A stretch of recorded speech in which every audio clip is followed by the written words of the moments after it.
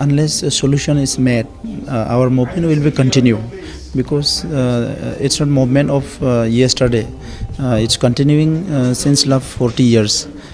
almost half century. The movement is very genuine, for genuine cause. It's for legitimate right, whatever in the Indian constitution. So this movement should not be underestimated by the authority concerned. Whatever in the Indian constitution, that's only demanded. Demand is the separate state within the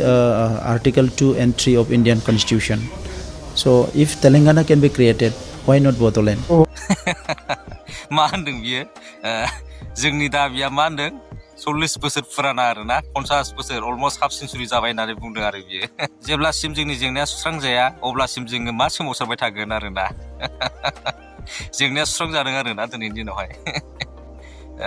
जाल्लालै मा होनदों बियो जुदि तेलेंगानाया जादोंबा जों मानो बड'लेण्डआ जाया नंगौना नङा दिनै नोंथांमोना मा तेलेंगानाखौ रुजुलायनानै रायलायदोंमोन आरोना बिसोर तेलेंगानाया जुदि जादोंबा मानो बड'लेण्ड जाया खोथाया बेसेबांबा गिदिर गिदिर आरोना अन्थाइफ्राबो गलिगोन खोमालै बिनि खोथाखौ खोनायोबा ओरैबायदि ओमफ्राय तेलेंगानाया माबायदि मोन्दों मिथिगौ नोंसोर बेसेबां सोमावसारदों बिसोरनि गासिबो मन्थ्रिफ्रानो रिजाइन होगुलायदों बिसिना जोंनो आलादा स्टेट नांगौ होननानै दिनै नोंसोर बिदि खालामनो हागोन लासिं सिं सियारनि थाखायनो नोंसोर दिनैहाय 80% चान्स दंसैमोन खोमालाय बड'लेण्ड जानायनि आंनि साननाय आरोना बियो आं भुलबो जानो हागौ आंनि मथेबा आं दासिमबो सानो आरोना जुदि बिटिआरखौ नांथ'आ होनो मोनबा बड'लेण्डखौनो होगौमोन खोमालाय 80% चान्स थाबायमोन बड'लेण्ड जानायनि आंनि आइडियायाव आं दासिमबो सानो आरोना बेबायदि जिखुनु जाया नोङो तेलेंगानाखौ रुजुना होनदोंना बियो तेलेंगानानि बायदि नोंथांमोना खालामनो हागोन नामा दिनैनि दिनाव नोंथांनि सरखार नोंथाङानो 40 बोसोरनि दाबिखौ दिखांबोबाय थानाय बड'लेण्ड नांगौ आलादा रायजो मोनाबा जिराया होननानै बुंग्रा दिनैनि दिनाव नोंसोर रिजाइन होनो हागोन ना हाया आलादा स्टेट बिनानै दिनैनि दिनावहाय रायजो राजाया मिटिं खालामा मानो मोनसे कुइसन खालाम सार आलादा रायजो मोनगोन ना मोनला बड'लेण्ड दाबिगोन ना दाबिला बे मोनसे कुइसन खालाम बिथाङा मा एन्सार होयो नाय मा बड'लेण्ड मोनगोन ना मोनला होनोबा मा होनगोन दिनैनि दिनाव नोंथांमोना भिडिअखौ नायदो मा होनगोन बे दिनैनि दिनावहाय এই চুক্তিটো যে ঠগালে বডলেণ্ড বুলি কৈ পেলাই লাষ্টত কিবা আনিলে একো নহ'ল ন বডলেণ্ড ন ৰেছ এইটো কৈ বড়ো সমাজৰ ভোটটো আপচু মানে ইউ পিপল মানে আপচুৱে বেছি ভোট পাইছে প্ৰমোদে বা আপচুৱে যিহেতু বড়োসকলক ঠগাইছে বডলেণ্ডটো পোৱা নাই ক'ত বডলেণ্ড হৈ গ'ল Pramod Boro, সেয়া আছিল হাগ্ৰামা মহিলাই আপুনি কৈছে যে ইমান দিন যি অনাবড়ো জনবড়োসকলৰ লগত আপোনাৰ জনসম্পৰ্ক গঢ়ি উঠা নাছিল নিৰ্বাচনী প্ৰক্ৰিয়াৰ মাজেদি আপুনি জনসম্পৰ্ক গঢ়ি তুলিলে কিন্তু হাগ্ৰামা মহিলাই অভিযোগ কৰিছে যে এইবাৰ বড়ো ভোট আমি বেছি পাম কিহৰ কাৰণে প্ৰমোদ বড়োৱে বড়ো জাতিক ঠগিলে নো বড়োলেণ্ড নো ৰে শ্লোগান দি শেষত গৈ কিবাটো আনিলে বুলি কৈছে আপুনি কি কয় নাই এইটো কথাটো তেখেতে নিজৰ অতীতটো পাহৰি গৈছে কি তেখেতেও মানে যেটো আন্দোলন আৰম্ভ কৰিছিলে তাত মানে বন্দুকৰ গুলিত কামৰি শপত খাইছিলে কি যেতিয়ালৈকে বদলেণ্ড নহয় আমি সংগ্ৰাম কৰিম আৰু বহুত এটা ব্লাড শেড হৈছিলে ভায়োলেন্স হৈছিলে তেনেকুৱা এটা আন্দোলন কৰিছিলে তেখেতে পিছত গৈ পেলাই শিডিউল কাউন্সিল এটা লৈ পেলাই চুক্তি কৰিলে সো এটা কথাটো হৈছে কি বেলেগক আঙুলি দেখাইবলৈ বহুত ইজি এটা আঙুলি যদি আপোনাক দেখাই তিনিটা আঙুলি মোকে দেখাব গতিকে এইটো হল ফৰ্মুলা নুबायना मा होनदों बियो तारमाने हाग्रामायाबो गोदो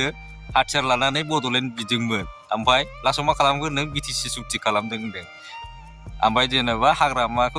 हाग्रामाया आसि मोनसे खिथादोंबा गाव मोनथाम खिथागोन जाहैबाय तारमाने बेबायदि आरोना बि डेन्जार सालु मानसि आरोना बियो तारमाने लाख बर'फोरखौ लानानै बोराय बुरि जोंनि लाइमोन फरायसाफोरखौ लानानै माबायदि राजा लामा ट्रेन लामा जथेबोदोंमोन बियो ओमफ्राय दिनैहाय मा खालामदों हाग्रामाया बेबायदि खालामनायखाय गावबो खालामदों जाहैदों सोरबा खिजायोबा गावबो जाफानोसै आरोना बेबायदि दिनै रायजो राजानि गोसो रायजो राजानि साननाय हनायजों रायजो राजानि मिजिंजों दिनै प्रमद बर'आ गेलेदों आरोना थगायदों आरो बे थगायनायनि फाबा सानसे नांगोन आरोना बिथांनाव बे रोखा जेब्लायसिम जेंनाया सुस्रां जाया जेंनाया सुस्रां जाखालि आं गावनो बिदाय लागोन आं कुनुदिन आगोलनिफ्राय बुंबाय थादों आरो गोरबोनिफ्राय बुंदों आङो आंहा बिथांमोननि बायदि चिफ जानाय एमएलए एमपि जानायनि कुनु सिमां नुवाखै आं जिखालि बड'लेण्ड जेंनाया जोबगोन ओइ खालि डायरिखौ फुल स्टप खालामनानै आंबो सौरागुरि गामियाव थांनानै आंनि गामिनि आमाय आनै आइ आफा रायजो राजाजों संसार जाहैगोन आंनि हिसाबा बेल' आरो मा बुंदों बियो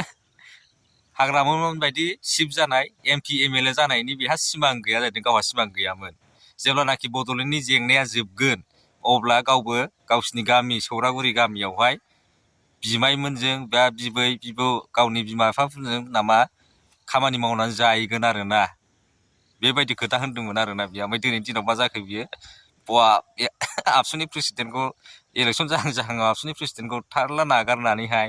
गाबला गाबलि फैनानैहाय रायजो राजाजोंहाय दिनै ओमफ्राय इउपिपिएलनि प्रेसिडेन्ट बिबान लाफैदों आरोना बियो चिफ जानो थाखाय दिनै मानो लब जाखो बियो गावनो गिदिर गिदिर खोथा बुङो बे चिफ एमपि एमएलए जानायनि सिमां गैया जाहैदों हाग्रामोन बायदि रायजोनि थाखायसो खामानि मावनो ओंखारनाय मानसि बियो ओमफ्राय दिनैहाय उरखाव गोराखौहाय जोख्लायनानै गावहा माबा प्रेसिडेन्ट जादों इउपिपिएलनि इलेक्सन जाहां जाहाङाव चिफ जानो थाखायनो थगायसुला आरोना थैखागोन आरोना बेजों ओरैबायदि थगायखायो राजा जानो थाखायनो लंकायाव जायनो थाङो बेनो राबन जायोनो ओमफ्राय दिनै गावनो लंकायाव थांबाय आबसुनिफ्राय इउपिपिएलआव दिनै प्रमद बर'आ फैबाय ओमफ्राय नोंथाङा हाग्रामा महिलारि सारा दिनै मा होनगोन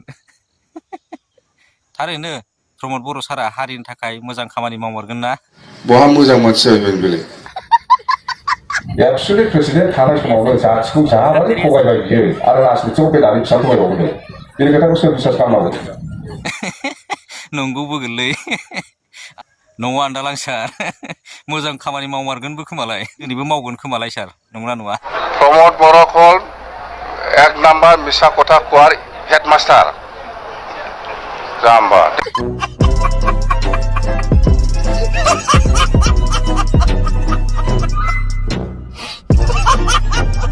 खत्म दिनैनि भिडिअ'आ एसेनोसै बावनो फोजोबनोसै भिडिअ'खौ मोजां मोनदोंबा शेयार खालामना हो बाय